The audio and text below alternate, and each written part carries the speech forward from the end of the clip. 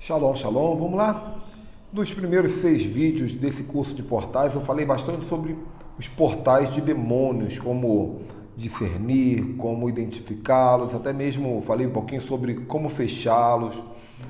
Vamos voltar a falar sobre isso mais para frente no curso, mas nós vamos iniciar agora uma série de vídeos sobre os portais da parte de Deus. E nesse vídeo 7 aqui eu quero falar sobre os portais de glória. Não vou ler aqui na Bíblia, vou deixar para você essa tarefa. Mas tem um versículo na Bíblia que diz assim: levantai, ó portas, as vossas cabeças. Olha só, está falando com portas. Interessante que as portas no mundo espiritual têm ouvidos. Elas recebem comandos, elas se movem por comandos. Que tremendo isso, né, gente? Levantai, ó portas, as vossas cabeças, levantai, ó portais eternos, para que entre o Rei da Glória. E aí as portas perguntam: mas quem é esse Rei da Glória? E a voz responde: o Senhor, forte, poderoso, Ele é o Rei da Glória. Então, esse texto que vem do Antigo Testamento, ele está falando sobre a ressurreição de Cristo. Porque Jesus ele estava na dimensão do inferno, ele venceu a morte, ele venceu o inferno. Efésios capítulo 4 diz que Jesus subiu. Enquanto subia, ele liberava dons aos homens, e chamados, ele chamou uns para apóstolos, outros para profetas, outros para evangelistas, outros para mestres e outros para pastores. E nessa jornada, quando Jesus vai entrando para a eternidade, é necessário que esses portais se abram. Jesus ainda não era oficialmente o ressurreto, então os portais eles precisavam desse comando de que se abrissem os portais eternos, e os portais precisavam entender quem é o Rei da Glória.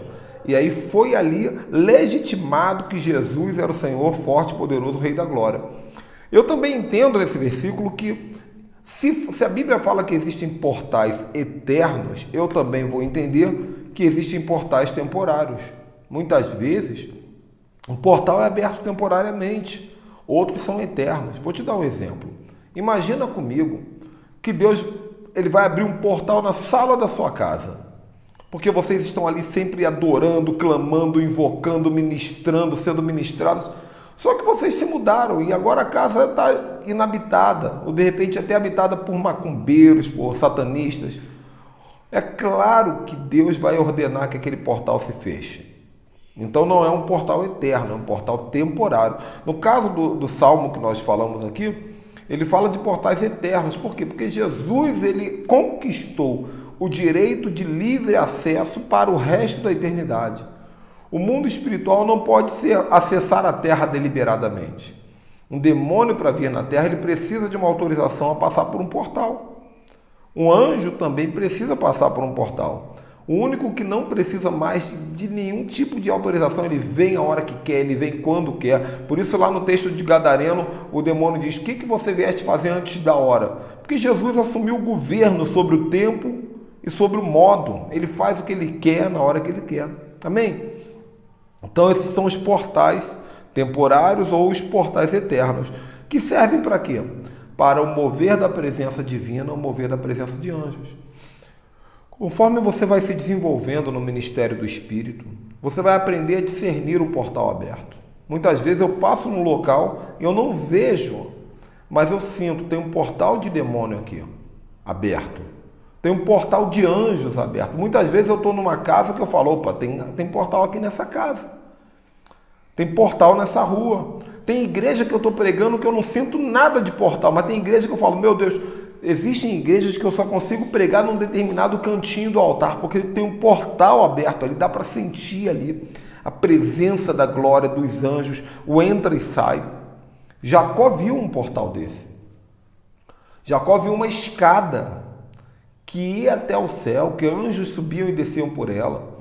E ali ele fez um memorial. Lembra que eu falei que o portal precisa ter um memorial? O diabo faz isso, mas isso é algo que Deus também faz. Alguma coisa para denotar que ali tem um portal. Foi liberado um nome para o portal. Foi feito um memorial para o portal. Então são assuntos muito profundos.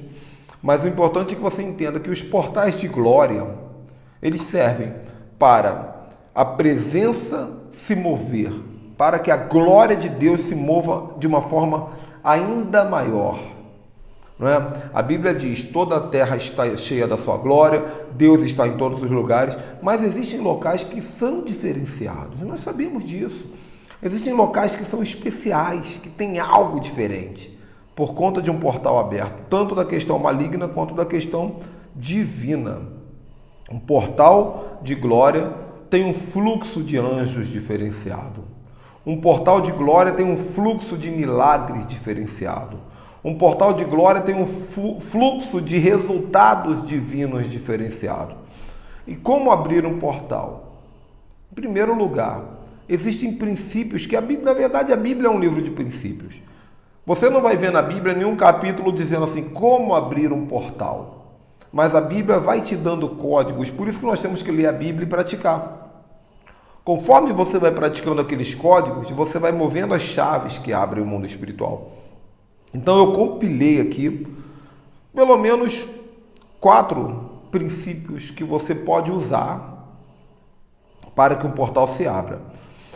Se você conseguir usar todos esses princípios, o portal vai ficar mais tempo aberto. Se você usa um, mas não usa outro, muitas vezes o portal se abre e se fecha, porque ele sente a necessidade de algum outro princípio. Faz sentido isso? Então anota aí. Primeiro, temor, temor e consagração. Preste atenção no que eu vou te falar aqui, nem está anotado. Qual é a diferença do satanismo para os rituais bíblicos? Por exemplo, um satanista, ele consegue repreender a tempestade? Claro que consegue. Mas ele precisa estar santificado para isso, consagrado? Ele precisa estar em busca de jejum, de busca do Espírito Santo? Claro que não. Por quê? Porque o satanismo não se move de dentro para fora, ele se move de fora para dentro.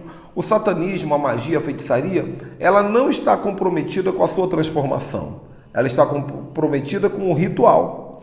Agora, tem muito crente que pensa que a nossa fé é ritualística. Vou fazer um ritual e o mundo espiritual vai acontecer. Não, é necessário que haja um comprometimento da sua natureza espiritual. Então, o temor é importante. Por quê? Porque o anjo do Senhor acampa ao redor daquele que o teme e o livra. Se você tem Bíblia online, ou no celular, ou no computador, escreve a palavra temor. Também escreve a palavra temer. E você vai ver que vão aparecer mais de 200 versículos. Tenta ler, um por um, vai lendo. E você vai descobrir o quanto nós atrapalhamos o mover de Deus por falta do temor. Quando você lê os versículos sobre temor, você vai descobrir que nós não tememos a Deus. Mas se esforce. Quanto maior o seu temor, mais um pouquinho da porta se abre. E consagração. O que é consagração? É você acordar de manhã decidido. Hoje eu vou adorar mais. Hoje eu vou me santificar mais. Hoje eu vou ter mais cuidado para não pecar. Hoje eu vou ter mais cuidado com o que o meu olho vai ver, com o que meu ouvido vai ouvir, com o que minha boca vai falar, com o que minhas mãos vão tocar, com que tipo de pessoa vai estar perto de mim. A palavra consagração tem a ver com separação. Se você pegar uma concha de feijão e colocar dentro da maionese, tanto o feijão quanto a maionese vão estragar. Então a consagração ela é tão melindrosa quanto você precisa se consagrar para Deus.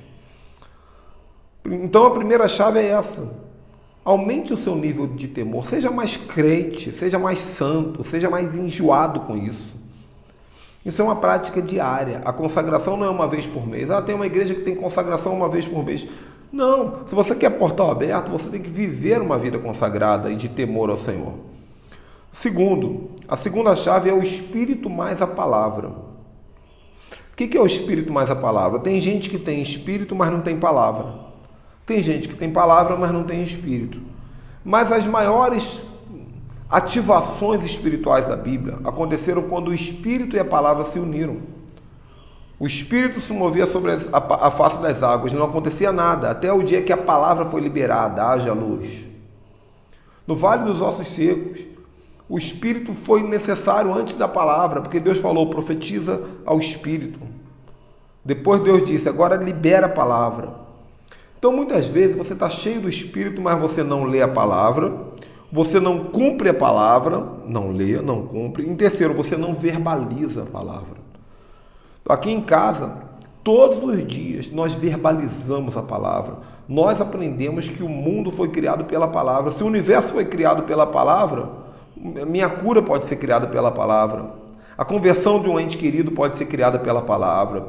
A libertação financeira pode ser criada pela palavra. O milagre pode ser criado pela palavra. Agora, não adianta a palavra sem o Espírito. Às vezes você diz, poxa, pastor, mas eu profetizo o tempo todo. Mas deve estar faltando Espírito em você.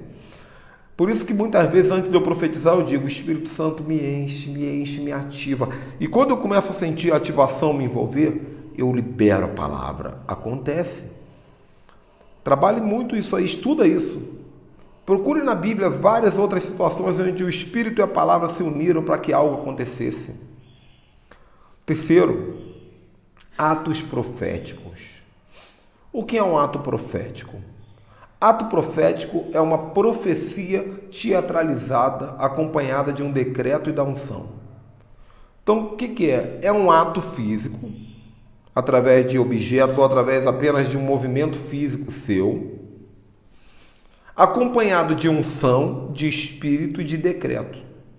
Eu já fiz muitos atos proféticos. Eu já fiz ato profético no marco geodésico da América, que é o centro do mapa da América. Eu já fiz ato profético no marco geodésico do Brasil. Eu já fui no pé do Brasil, no Uruguai, em Santana do Livramento. Eu já fui no norte do Brasil, eu já fui no sul, no leste, no oeste, fazer ato profético. Eu já soprei o chofar e eu já vi estátuas caindo. Eu já fiz muitos atos proféticos, mas sempre entendendo que ato profético só pode ser feito por quem é profeta ou por alguém que está se movendo junto com o profeta. Segundo, um ato profético precisa ser feito por quem está em consagração, em temor, em adoração. E um ato profético não é um ato patético. Um ato profético você não pode inventar. Você tem que receber essa direção do Espírito. Atos proféticos abrem portais. Você vai ver na Bíblia muitos portais sendo abertos por conta de um ato profético. De um altar que é aberto, de um altar que é levantado, de um sacrifício que é entregue, de uma oferta que é dada no altar, na mão da pessoa certa. Muitas vezes, um ato profético. Jesus fez o maior de todos os atos proféticos. Ele se permitiu ser crucificado. E aquele ato profético tinha regras. Jesus tinha que ter sido feito naquele lugar, naquela hora, daquela maneira, daquele jeito, sem falar, sem gritar, sem chorar. Tudo tinha regra. E o portal da salvação foi aberto. Tá bom? E adoração, gente. Adoração abre portais. Tem gente que nunca estudou sobre portais, mas tem portal aberto na casa dela o tempo todo, porque ela fica adorando. O rádio está sempre ligado, o som está sempre ligado, a pessoa está sempre com um coração de adoração. Isso abre portais, porque é bíblico. Deus habita no meio dos louvores da adoração. Tá bom?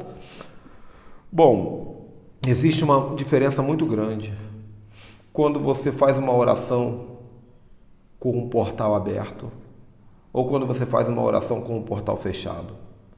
Quando você libera uma palavra com um portal aberto, ou quando você libera uma palavra com um portal fechado. Talvez você já tenha se decepcionado porque você já orou por pessoas e Deus não curou. Muitas vezes é porque Deus não queria curar, mas muitas vezes faltou você se preparar antes, você abrir um portal antes.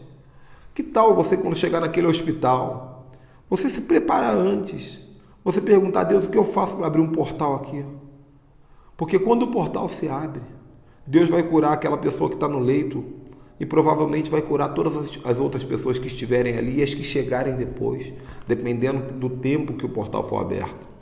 Porque um portal aberto, ele é como se fosse um documento, uma autorização para que o Espírito se mova e para que os anjos se movam com liberdade naquele local.